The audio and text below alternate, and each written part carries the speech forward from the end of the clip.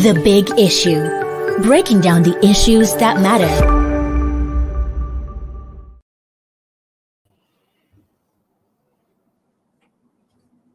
Good day, everyone. Welcome to Leadership Podcast. It is another edition of The Big Issue. And of course, I am here in the studio with our in-house analyst, Silas Ezebu. Thank you. And Tunde Oguntola. Thank you for it. I remain your regular host. George Agba is my name. And of course, the big issue of the day is youth empowerment. Lesson from Chess in Slum Africa initiative. Well, we're discussing the issue here, but that's on the ways of curbing crime and preventing young Nigerians from engaging in criminal activities and the vicious circle of the underworld. And it came like a surprise. And of course, we are talking of the exceptional initiative by founder of the Chess in Slum Africa, Mr. Tundo Ogun Onakoya, who thought it wise to change the story of a group of children at Oshodi under the bridge in Lagos State, who could not see life beyond just staying in the bridge, under the bridge, engaging in all forms of crimes, arms, begging, and the rest of what you think of drug abuse. The Chess in Slum Africa, an initiative aimed at using the game of chess to give new meaning to the lives of rural dwellers, was introduced by Onakoya, and the climax of that project was a chess championship held in the known slum of Oshodi under bridge. During the championship, 51 boys who were participants were styled in Ankara fabric, complete with a cap and matching shoes. Also, they had a grand entry for the championship while walking majestically into the scene amidst the excitement of their peers, family, and onlookers. And each of these championships was aimed at testing the thinking process of the children by applying mental skills to solve problems. At the end of the event, 18-year-old Adeoye Fawaz emerged victorious at both the chess and mental mathematics competitions. And when Fawaz's story was posted on LinkedIn, a United-based legal practitioner, Seni Adio, said, beyond the very well-deserved salutations and accolades, which he said he joined, he said, what next? Because this should be the launch pad for the young Fawaz. Well, we have videos of this particular programs and fit, and I think it will be very, very appropriate to show you some footages of that particular initiative by the Slum in Africa. Pastor Ejashalatowo, project coordinator one here. Then the next person, really one, Capo, in charge of Canopy. Can the next person release? Dayo, supervisor, CSO, chief security, Egba, CSO, Toyi, volunteer teacher. Thank you. Traffic Salaudin, Opo Leti, welfare. Kazim, assistant welfare. President, presidential. All right. Chess players, observe. Chess players, observe. All right.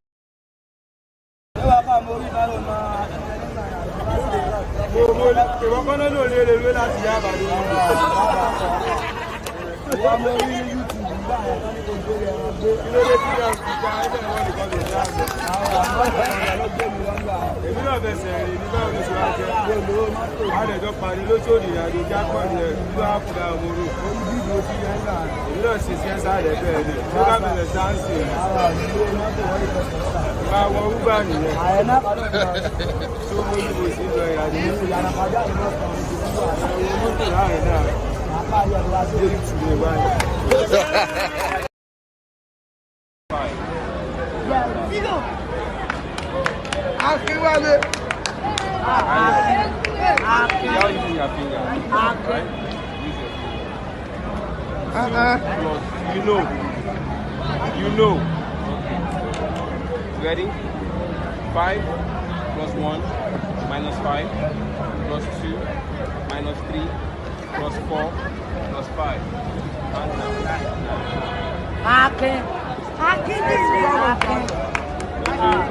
Ready? Are you ready? 3 plus 1 minus 4 plus 5 plus 2 minus 6.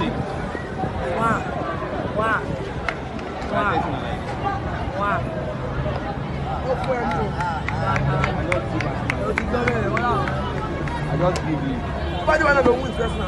Hola.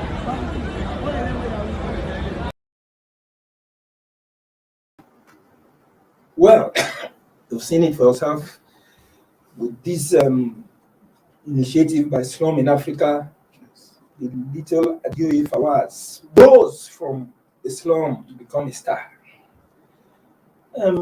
Today,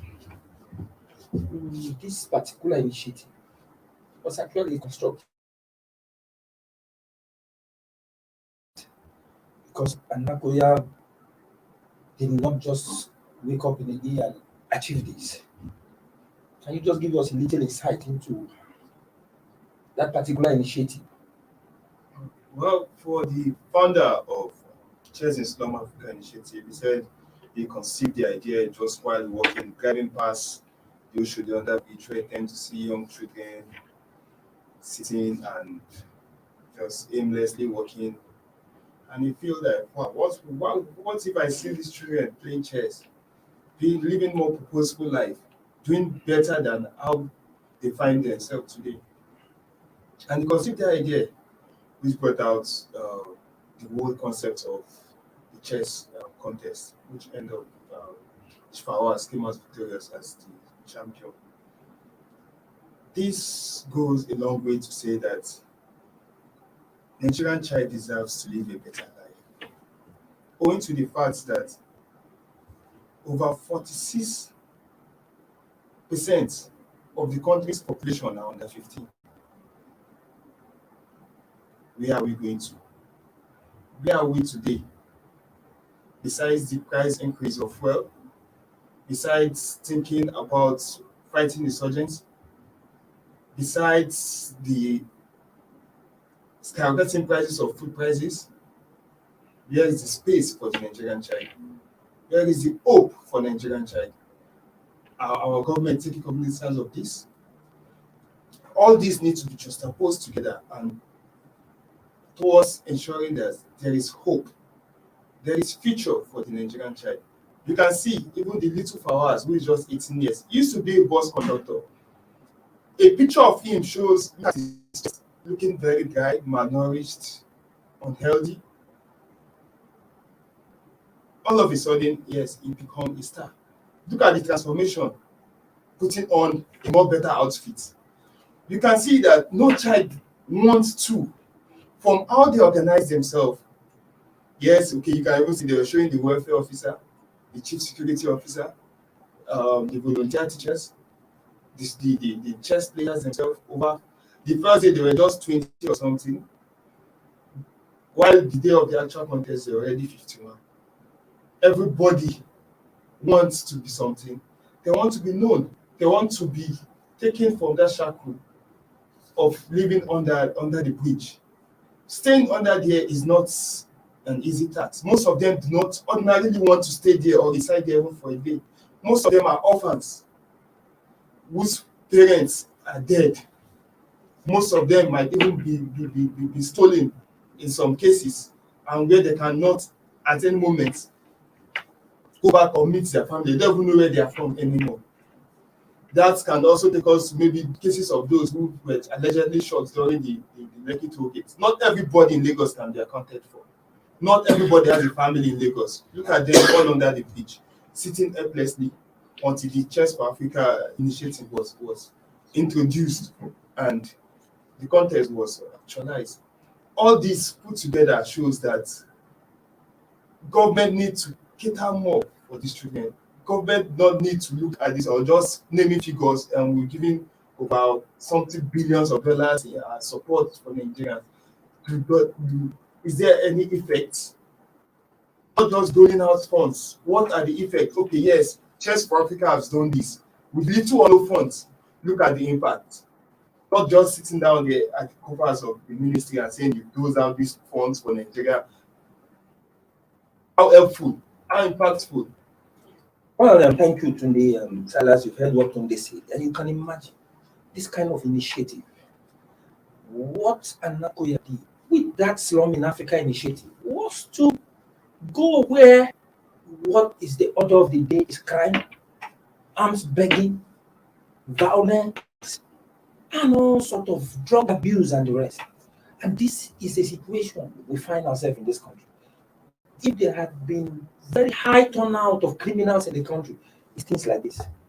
Children, orphans, helpless ones, roaming the street with no choice, they join the underworld of criminals who at the end of the day will lead them into this kind of situation. But at the end of the day, if we have the likes of Anakoya up to 10 in this country, most of our teenagers will be spared from going into all this kind of nefarious activities, staying under the bridge, under very harsh situation, and at the end of the day, they grow up becoming criminals who turn to armed robbers, killing people everywhere. What do you think of this kind of initiative? Yeah, Witnessing in the country at this point? this story is a very interesting story, and then it shows that society we live in is largely to blame for the level of crime that we have seen in the society. Okay,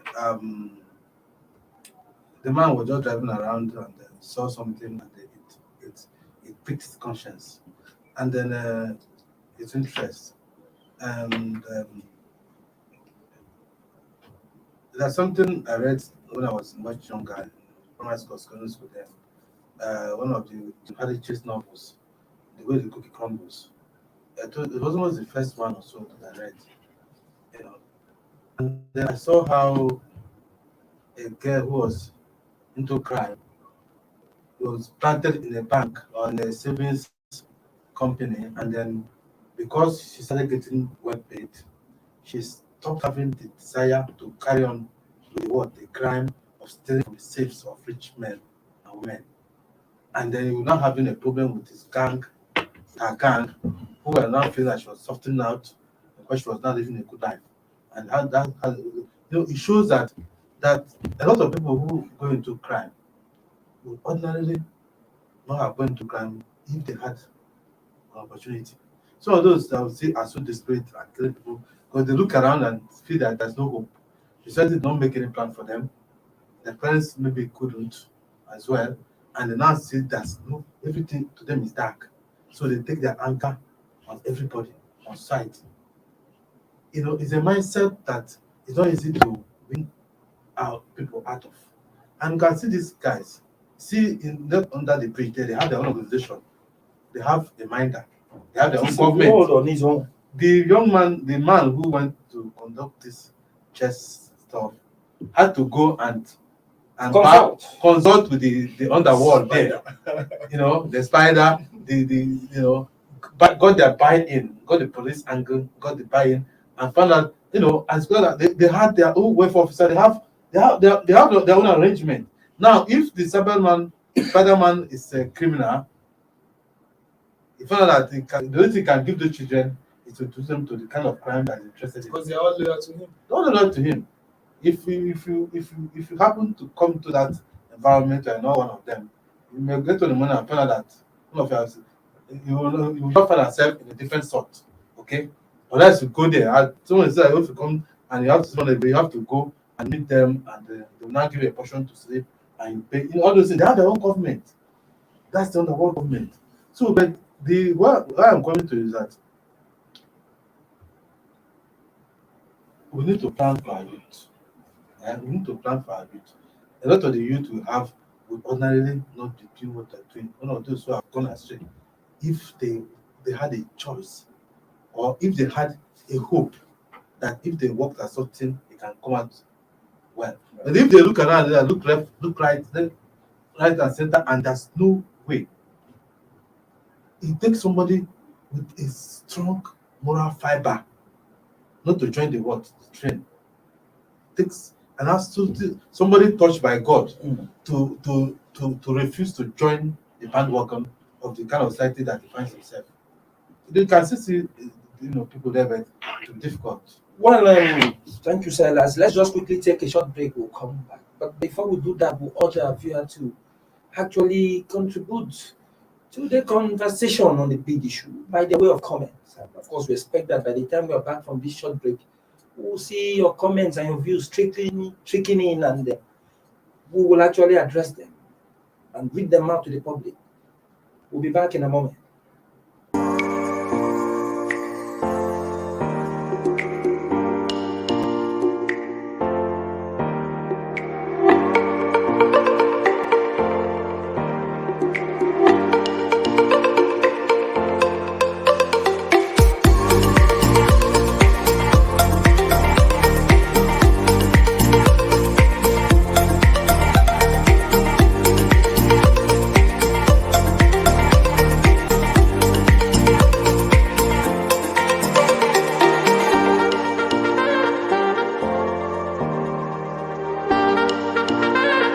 For sponsorship and advert placements, please contact 080-3688-6158. Last Word Leadership Podcast Studio. You have the last word.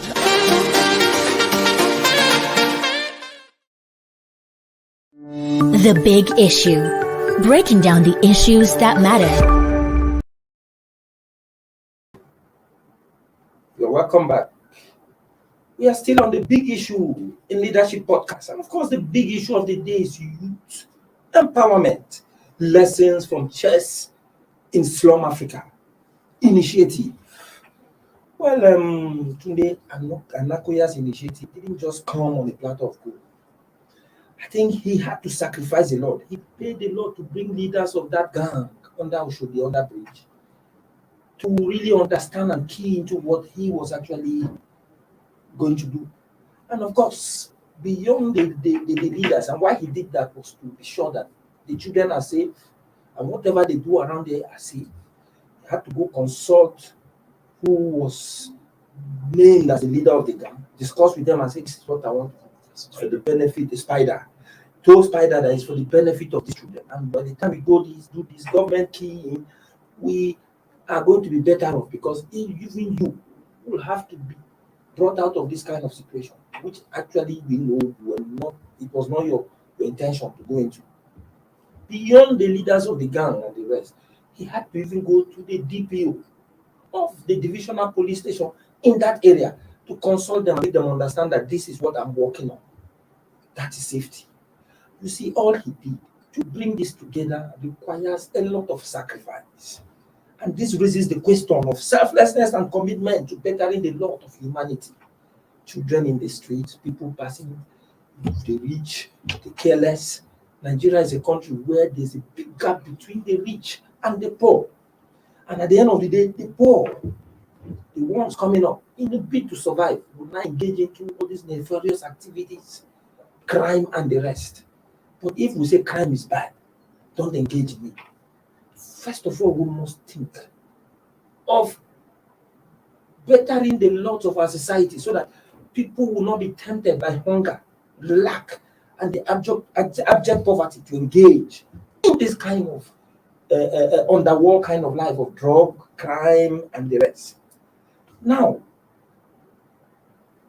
don't you see Anakoya as exemplifying the kind of leaders Nigerians should have? Because Nigerians leaders should think of things like this, just like what we have abroad.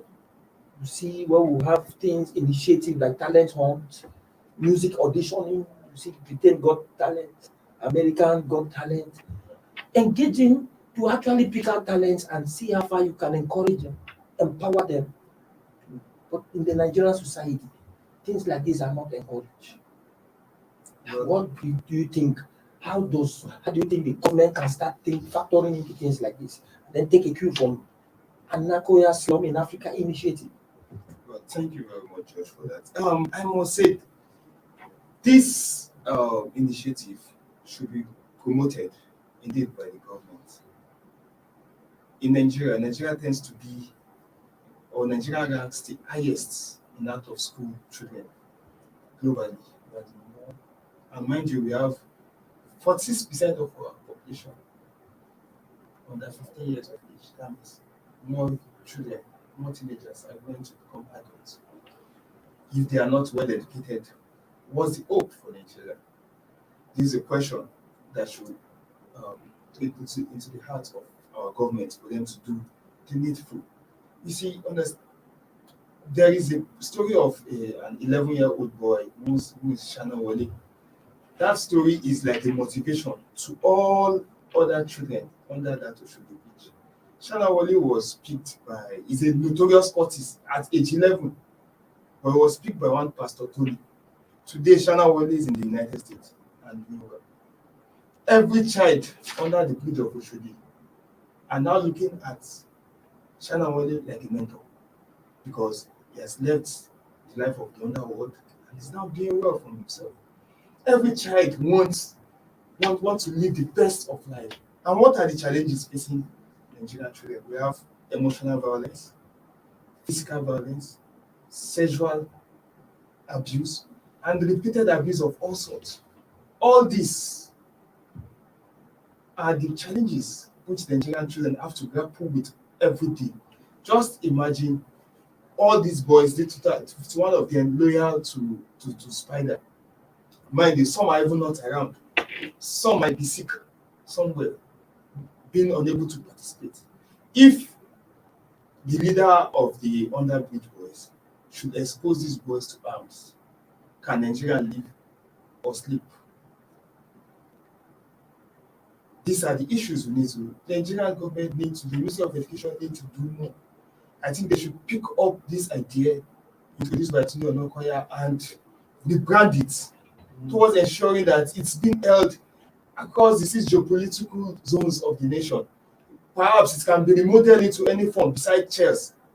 Because, like Senator Adio, the US-based legal practitioner, his question is whatness. This is a beautiful initiative, whatness. And this is a question for the government. Yes. This is a question for the relevant stakeholders in this country. Thank you very much, Tunde. Tunde, you see, that is what we are discussing here.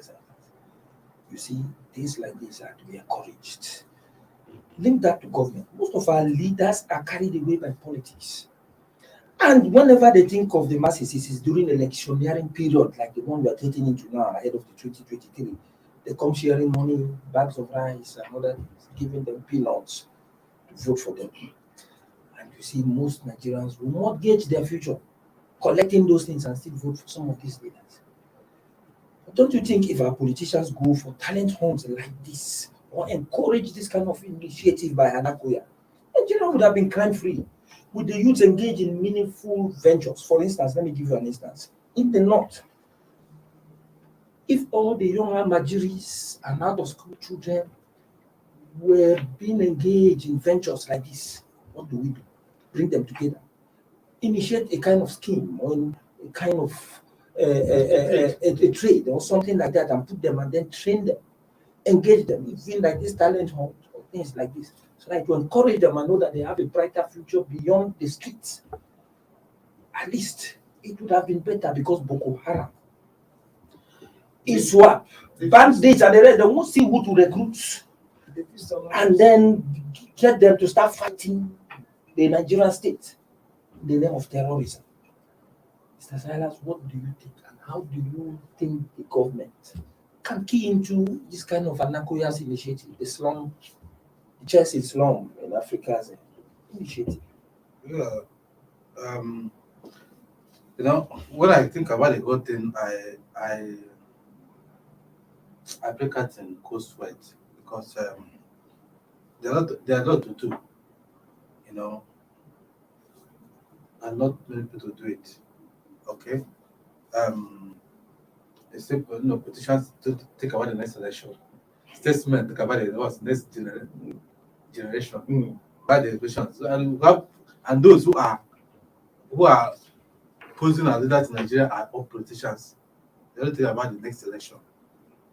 In fact, I would stand to be corrected if I would say that this insecurity that was grappling with was caused 100% by politicians who started recruiting caught it as literal talks, political talks, until now around the Borno state and got out of control. Even I know in my state, I know if you're not a court person, you won't hold anything there. And court guys are now the people that people look up to because they are holding all political positions, from commissioners to local community chairman to council, everywhere.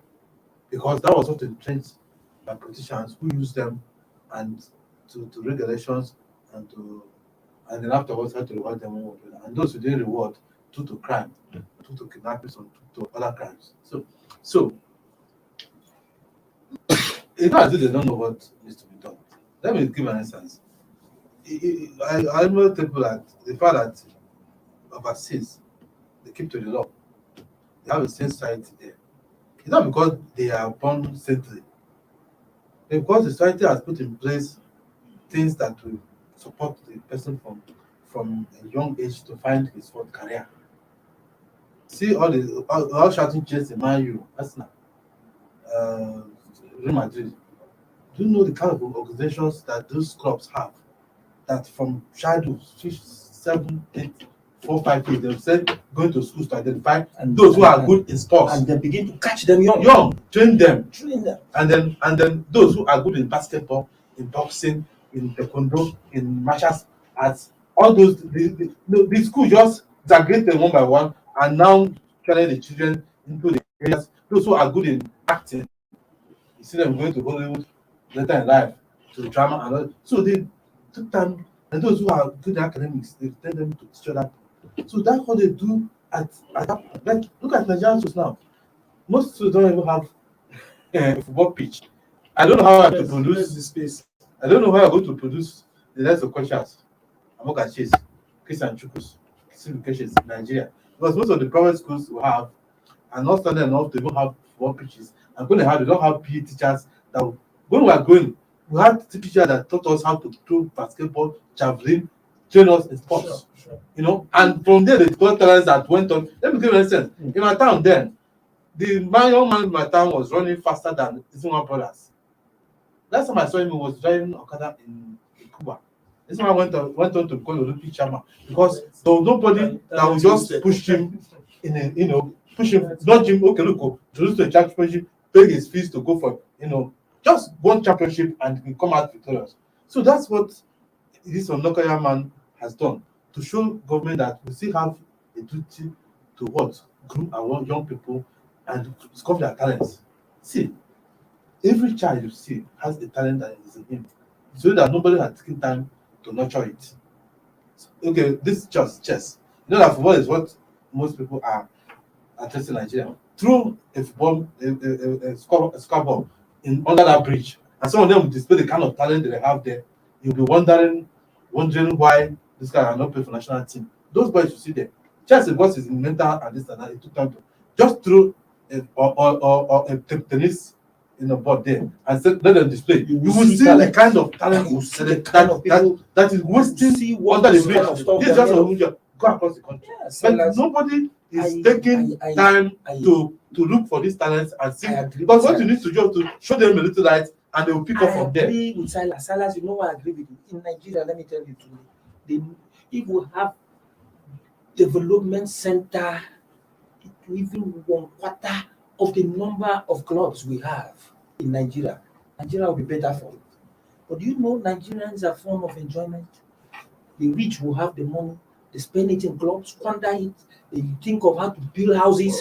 You see one Nigerian having more than 10 houses. And then at the end, one comes about had 245. Look at Tunde Anakoya. When he would have been thinking of get the little resources he has, thinking on how to build one mansion here, build another here, he was just thinking on how to transform humanity. You can say if to give him a purpose in life. If powers out of 51 can be identified, through Chess for Africa. So that can tell you that in 1,000 trillion, if not for Chess in Africa initiative, all of them will still be there. Wasting. And maybe Banjosiki, let us say maybe 5 all the kidnappings in the country, the country is no longer safe. Why the rest are left? Where do you think they come from? Because there are handy tools in the hands of. Imagine if Fawaz now maybe one day, because no parents, nobody to cater for him then he goes to steal. And then God, what will happen? Jungle justice, trust the nations, to punish him. Life is direct. He's gone for life. And you're right, it's a story that and that talent will just have gone. No, we're talking about what next. See, we need people who have the link to the chess world to find a way to introduce Fawaz to a formal training, heightened training in chess. All these chess Olympiads, all these small, this and some of these international competitions. He'll become start from local first and groom him. In the next 2-3 years, you see how far it's going to go. And you can imagine that he even turned around and started teaching others. And Nakoya said Fawa had to even sit back and start teaching him another aspect of chess that he didn't understand. That is creativity. This one that is talent discovered. Well, Silas, that is the. But of course, thank you for keeping tab with us. And of course, we can see the big issue of the day. People like Tunde and Nakoya with his Slum Chess in Africa, Chess in Slum Africa initiative. It should be encouraged. And of course, most Nigerians, the rich billionaires, should key into this kind of initiative and see how we can make the society a better place, crime-free, so that at the end of the day, there will be no miscreants, criminals, that will grow up and become kidnappers, armed robbers, then terrorizing innocent Nigerians. And it goes a long way to show that the problem of Nigeria is its citizens, who will always turn the other way without thinking of giving a helping hand to the less privileged, to those who are orphaned without parents to train them, give them a lease of life, and then make them become better persons in the society. Well, thank you for keeping tab with us, and of course, our in-house analysts. I must thank Silas and Tunde for it. Job well done. Join us same time tomorrow for another edition of The Big Issue. Have a wonderful day.